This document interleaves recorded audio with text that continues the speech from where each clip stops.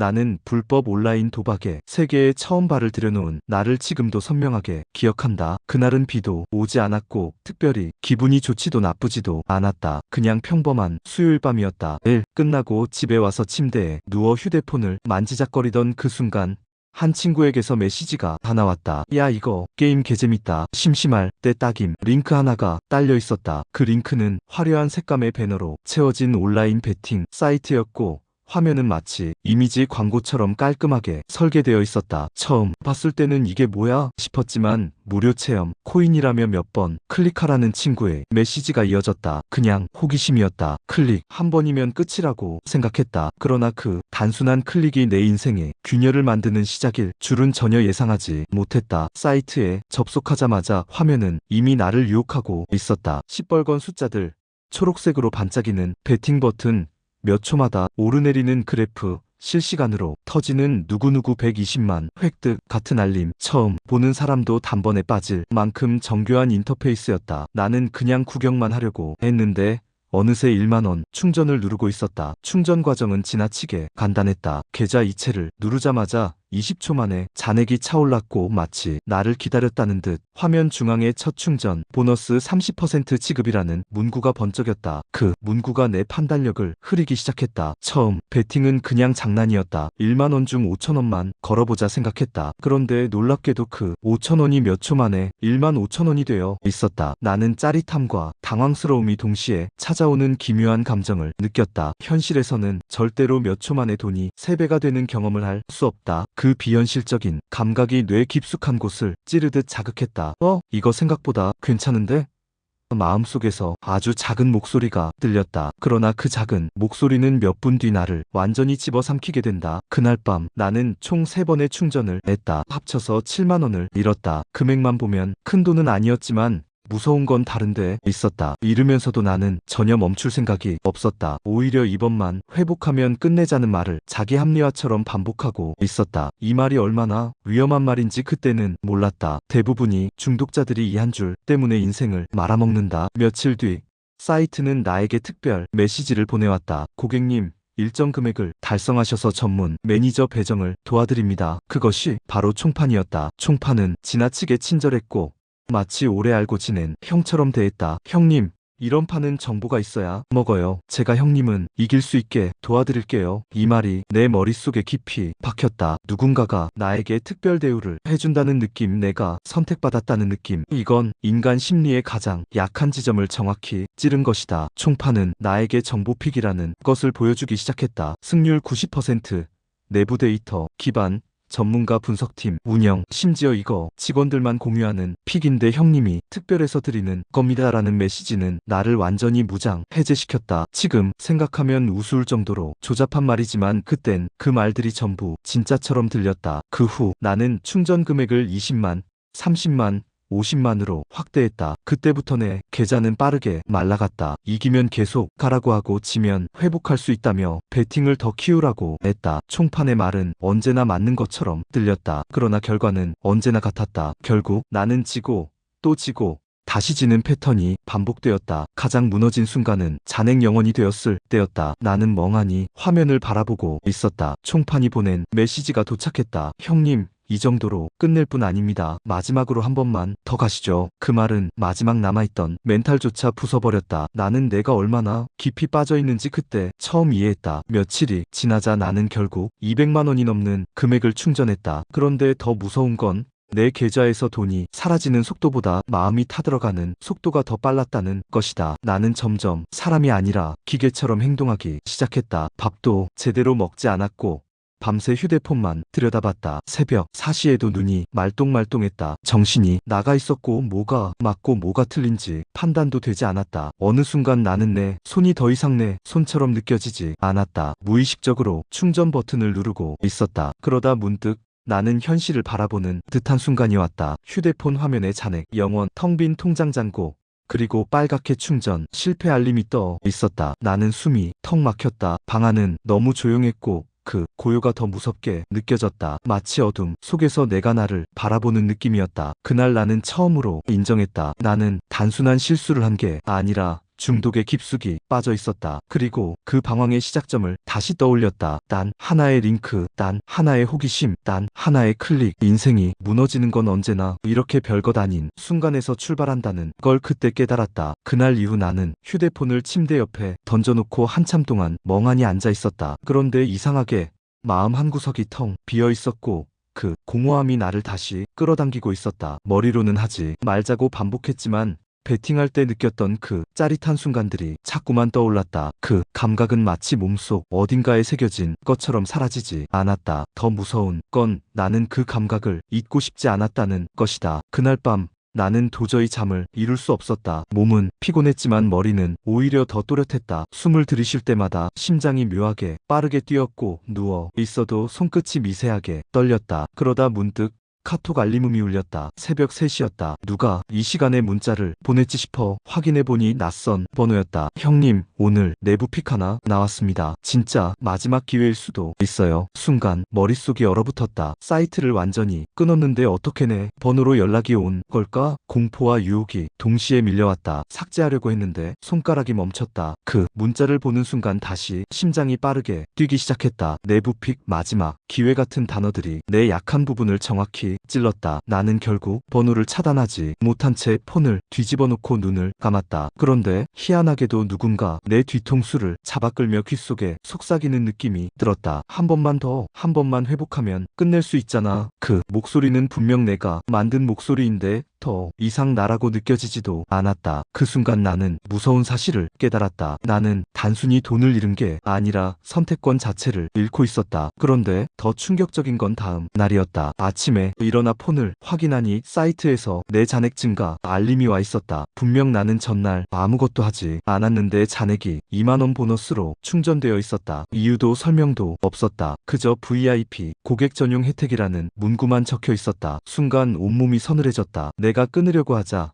사이트가 오히려 먼저 나를 붙잡기 시작한 것이다. 그리고 바로 그날 진짜 지옥의 문이 열리기 시작했다. 나는 10만 원을 한 번에 걸었다. 그리고 결과는 졌다. 허탈함이 밀려오기보다는 이상하게도 바로 다음 판 가면 된다는 생각이 훨씬 먼저 들었다. 마치 실패가 실패처럼 느껴지지 않았다. 나는 또 10만 원을 걸었다. 그리고 또 졌다. 어느 순간 나는 손이 떨리는 걸 느꼈다. 그런데 그 떨림은 무서워서가 아니라 더 걸어야 한다는 극단적인 갈망 때문이라는 것을 깨닫는 순간 등골이 서늘해졌다. 나는 이제 완전히 사람이 아니었다. 단순한 계산도 안 되고 이성도 없고 감정도 희미해졌다. 오직 배팅 버튼만 보였다. 총판은 계속 말했다. 형님, 이건 흐름이라 그렇습니다. 이럴 때 더 크게 잡아야 복구가 됩니다. 나는 그 문장을 수십 번 들었는데 매번 믿었다. 어리석은 게 아니었다. 이미 중독이라는 이름에 감옥 안에 들어가 있었기 때문이다. 결국 나는 마지막 남아있던 잔액까지 모두 잃었다. 잔액 영원히 뜨고 화면이 텅 빈 순간 갑자기 머리가 띵해졌다. 뭔가 무너지면서 동시에 깨닫는 느낌. 나는 내 인생을 잃고 있구나. 그날 밤 나는 친구에게 전화를 걸어보려고도 했다. 하지만 휴대폰을 들었다가 다시 내려놓았다. 말하기가 너무 부끄러웠다. 누가 이런 일을 이해해줄까? 누가 이 멍청한 선택을 위로해줄까? 그때부터 나는 혼자가 되어갔다. 새벽 4시가 가까웠는데도 눈이 전혀 감기지 않았다. 배팅 소리, 그래프 소리, 총판이 메시지가 머릿속에서 계속 재생되고 있었다. 나는 진짜 미쳐가는 느낌을 받았다. 다음 날 아침 직장에 가려고 거울을 봤는데 내 얼굴이 아니었다. 눈밑은 시커멓게 꺼져 있었고 표정은 죽은 사람처럼 비어 있었다. 출근하는 내내 온몸이 무겁고 머리는 띵하고 아무도 없는 길에서조차 죄책감이 들었다. 그날 회사에서 제대로 일도 하지 못했다. 업무에 집중이 되지 않았고 손은 떨렸고 누가 내 뒤에서 지켜보는 것 같은 불안감까지 찾아왔다. 나는 이미 일상이라는 삶이 영역에서 완전히 벗어나 있었다. 퇴근 후 집에 도착하자마자 총판에게서 메시지가 또 왔다. 형님, 오늘 흐름 좋습니다. 낮에 한 분이 800 회복했습니다. 형님도 가시죠. 몇 시간 전까지만 해도 잊어버리려고 했던 말이 또다시 심장을 파고들었다. 하지만 이번엔 조금 달랐다. 나는 폰을 들고 한참 동안 그 메시지를 바라봤다. 그리고 이상하게 웃음이 났다. 진짜 미친놈처럼 피식 웃음이 나왔다. 이 자식들,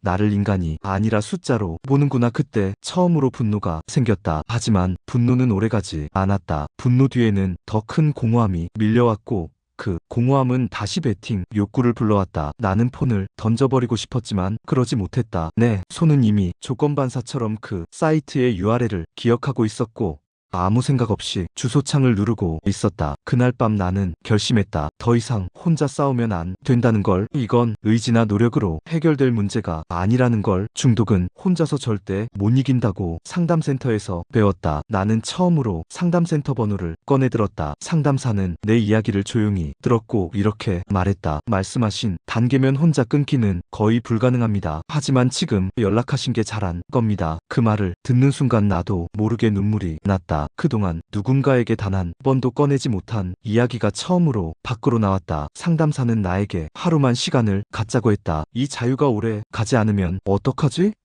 라는 걱정도 들었다. 그날 밤 나는 오랜만에 깊은 잠을 잤다. 새벽 알림도 없었고 배팅 그래프도 떠오르지 않았다. 하지만 그 평온함은 일시적이었다. 나는 다음날 아침 예상하지 못한 일을 마주하게 된다. 사이트에서 마지막으로 보낸 메시지. 고객님 장기 미접속으로 인해 자녀 이벤트 금액이 소멸될 예정입니다. 지금 접속 시 회복 보너스 지급. 그 문장을 보는 순간 나는 다시 심장이 얼어붙었다. 지옥은 끝난 줄 알았지만 그들은 아직도 나를 놓고 있지 않았다. 그리고 나는 선택해야 했다. 다시 그 어둠 속으로 들어갈 것인지 아니면 이번엔 정말로 벗어날 것인지. 그러나 그 메시지를 본 순간 나는 깨달았다. 이 싸움은 단순히 내가 끊고 싶다고 해서 끊어지는 형태가 아니었다. 그들은 내가 숨을 고르는 순간마다 새로운 미끼를 던졌고 내가 흔들리는 타이밍을 기가 막히게 알고 있었다. 나는 폰을 내려놓고 깊게 숨을 들이켰다. 하지만 이상하게도 손끝이 근질거렸다. 접속만 해보자. 보기만 하자. 배팅 안 하면 괜찮잖아. 이런 말들이 스스로에게 속삭이듯 흘러나왔다. 나는 그 목소리가 얼마나 위험한지 너무 잘 알면서도 그 순간만큼은 무시하기 힘들었다. 그래서 나는 상담사를 다시 떠올렸다. 어제 했던 말. 지금은 뇌가 이성을 이기려고 하는 단계입니다. 이 시기는 가장 위험하고 동시에 가장 중요한 국면이에요. 그 말이 머릿속에서 울렸다. 나는 떨리는 손을 억지로 붙잡고 앱을 삭제하고 사이트 주소도 차단했다. 폰을 아예 다른 방에 두고 거실로 나왔다. 그런데 거실에 앉아 있는데도 머릿속은 배팅 그래프가 계속해서 흘러갔다. 중독은 단순히 행동을 끊는다고 끝나는 게 아니었다. 생각이 끊어지지 않는 것이 진짜 지옥이었다. 나는 처음으로 밖으로 나가보기로 했다. 찬바람을 맞으면 정신이 좀 나아질 것 같았다. 밤이었지만 사람들은 저마다의 속도로 걸어가고 있었고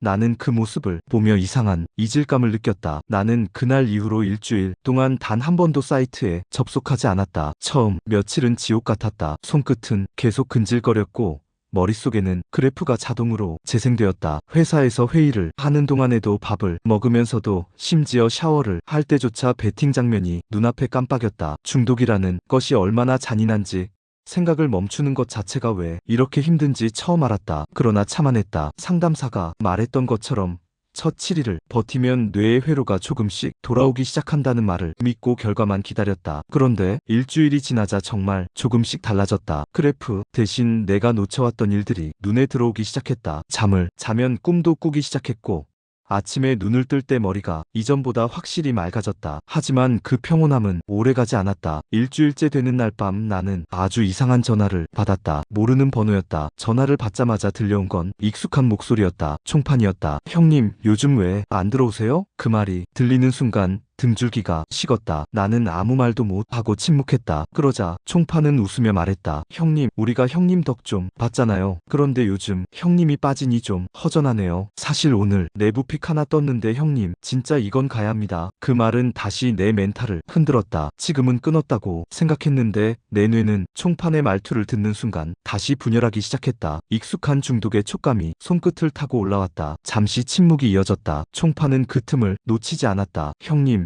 진짜 마지막으로 잡아드릴게요. 이걸로 회복하면 깔끔하게 끝내고 쉬십시다. 그 말, 일부에서부터 나를 무너뜨린 그 말이 또다시 들려왔다. 그러나 이번에는 달랐다. 나는 조용히 말했다. 그만합시다. 더 이상 연락하지 마세요. 총판은 잠시 멈칫하더니 비웃듯 말했다. 형님 같은 분들 절대 못 끊어요. 결국 다시 옵니다. 나는 그 말을 듣는 순간 오히려 오기가 생겼다. 그들의 장담을 무너뜨리고 싶다는 묘한 분노가 스멀스멀 올라왔다. 그 순간 나는 바로 번호를 차단했다. 하지만 총판의 말은 머릿속에서 오래 맴돌았다. 결국 다시 온다. 그 말이 불길하게 박혀 있었다. 나는 혹시 내가 다시 흔들릴까 두려워서 그날 저녁 상담센터로 직접 방문했다. 상담사는 내 표정을 보더니 이미 모든 상황을 눈치챘다. 나는 떨리는 목소리로 말했다. 저 다시 흔들릴 것 같습니다. 상담사는 고개를 끄덕이며 내게 새로운 조치를 제안했다. 은행, 연동 자동차단 시스템, 특정 사이트 접근 금지, 등록,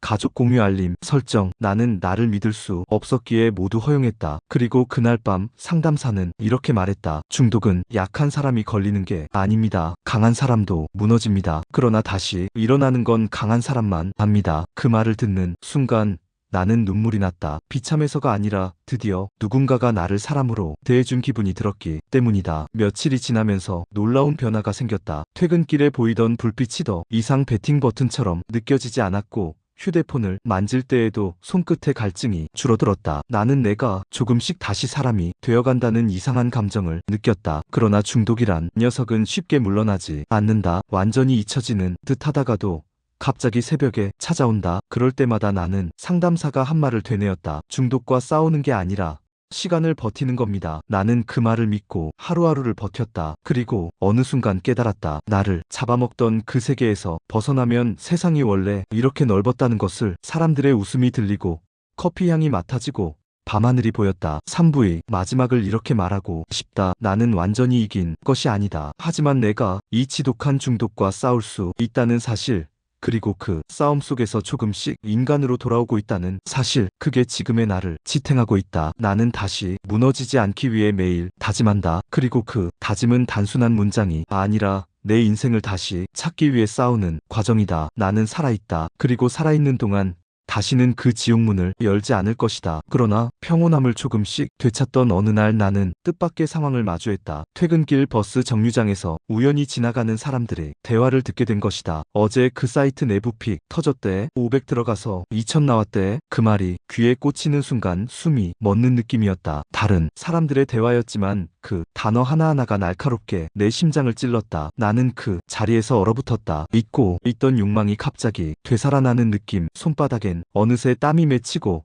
심장이 미친 듯이 뛰기 시작했다. 그 소리를 못 들었어야 했다. 하지만 이미 늦었다. 집으로 돌아오는 길 내내 머릿속이 복잡했다. 나만 놓친 건가? 그날 나도 들어갔으면. 이런 생각이 자연스럽게 흘러나왔다. 바로 이게 중독의 무서움이었다. 아무리 멀리 도망쳐도 단 한 문장, 한 장면, 한 사람의 대화만으로도 다시 흔들린다. 나는 스스로에게 수십 번 말했다. 넌 끝났어. 돌아가면 또 같은 지옥이야. 하지만 이상하게도 가슴 한구석에선 미묘한 갈망이 스멀스멀 올라왔다. 마치 누군가가 내 마음속 깊은 곳에서 문을 두드리는 느낌이었다. 그날 밤 나는 잠을 이룰 수 없었다. 새벽 2시가 넘어도 눈은 말똥말똥했고 머릿속에서는 계속 그래프가 깜빡이고 있었다. 그때 다시 한번 총판의 말이 떠올랐다. 형님 같은 분 결국 다시 와요. 그 말이 마치 저주처럼 귓가에 맴돌았다. 나는 벌떡 일어나 거실로 나갔다. 한참 동안 불도 켜지 않은 어두운 방에서 가만히 앉아 있었다. 아무 소리도 없는데 귀에서는 배팅 소리가 울리고 검은 화면에서도 그래프가 떠오르는 기분. 나는 진짜 미쳐가는 줄 알았다. 그 순간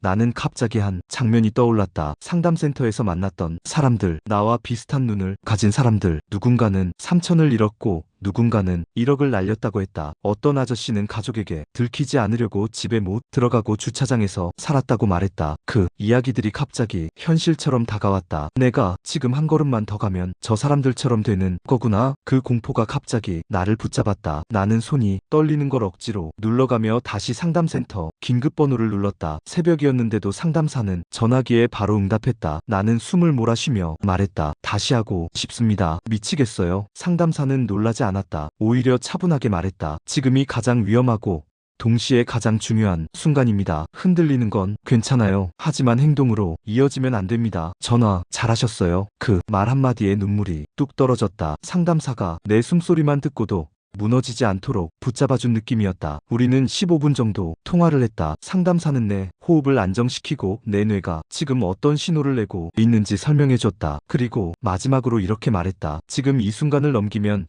형님은 분명 더 강해집니다. 전화가 끝나고 나서도 나는 한참 동안 그대로 앉아 있었다. 그런데 이상하게도 배팅 욕구는 조금씩 사라지고 대신 묘한 온기가 가슴에 남았다. 누군가가 나를 살리고 있다는 느낌이었다. 그날 새벽 나는 처음으로 스스로를 이겼다는 감정을 느꼈다. 중독과 싸운 게 아니었다. 그저 그 순간을 버텨낸 것뿐인데 그것만으로도 나는 다시 사람이 되어가는 느낌을 받았다.